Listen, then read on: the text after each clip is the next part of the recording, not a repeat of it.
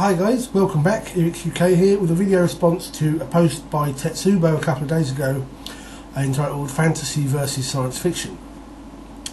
I would start off with the percentages that he mentions. I have no hard data in front of me.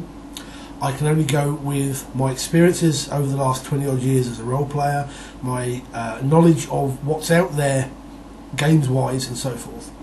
But I would say that both fantasy role-playing games and science fiction role-playing games both take up about 40% of the market.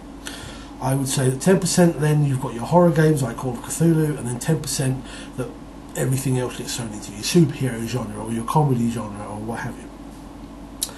I think they're both the same. I just think that fantasy games are more obvious because a lot of fantasy games build on established and well-known let's say licenses. For example, Dungeons and Dragons is a household name.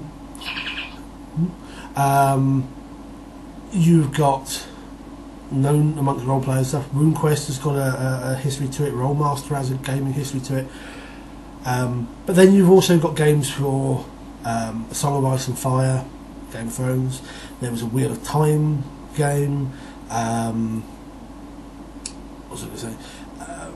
You've got games that are built on licensed products. Lord of the Rings was the other one I was just trying to think of. And I think that draws people in because, you know, the Lord of the Rings films are out still fairly recently, 10 years ago, but still fairly recently in that sort of thing. There's a Hobbit movie coming out this year. As fantasy and science fiction fans, people read a lot, and so see Game of Thrones again in the public imagination at the moment, and so forth. Whereas with science fiction games, there's only a handful of games that I would say are really well known. You've got the various Traveller, Mega Traveller, Traveller 2300, but then you hit licensed products. So you've got Doctor Who, Adventures in Time and Space. There's been 3 or 4 Star Trek games.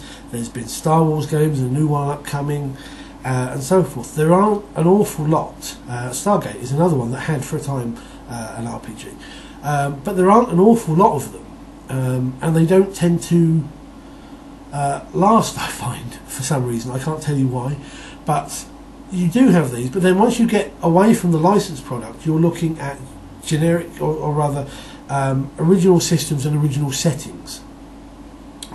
So for instance, Dragonstar, Fading Suns, things like that. And I think that's the problem. Fantasy games are far more, well, I think they're about the equal sizing block of what's out there. I think they're just far more visible, as it were, because they cover more of a range of products and settings that we know as fantasy and sci-fi fans. Should there be more science fiction games? See, that's a difficult question because, as I say, I think they're both the same sort of size. What I would like to see is more games built off of a license. I think if you want people to play science fiction games, they need to be licensed products. I think originality is fine, but you're not going to sell as much like you will a fantasy game if you come up with your own worlds and your own system. So I don't know that there should be more. I just think I would like to see more licensed systems or licensed settings. Is fantasy more interesting or is fantasy more viable to us than science fiction? I don't know. I think I like both. I like my fantasy. I like my sci-fi.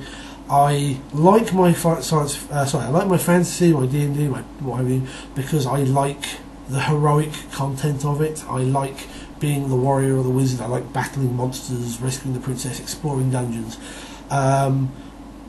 It's a lot more hands-on, I think, whereas science fiction games, I think, are much more cerebral, just like science fiction in general. And I think it's easier to come up with scenarios and campaigns and so forth for fantasy games than it is for science fiction, especially if you are looking at a licensed product. For example, just to throw one out at the moment, I am plotting a Deathwatch RPG campaign, which is one of the Warhammer 40k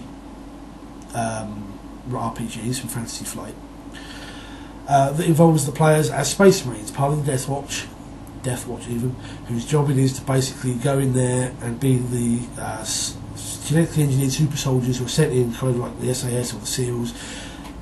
This is your task behind the scenes, do it, boom.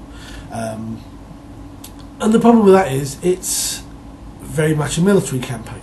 Obviously you can do other things, but it's limited on what you can do. It's trying to tell a different story within the same framework. And I think you have the same problem whether you're looking at a Star Wars game or you're looking at a Star Trek game or what have you.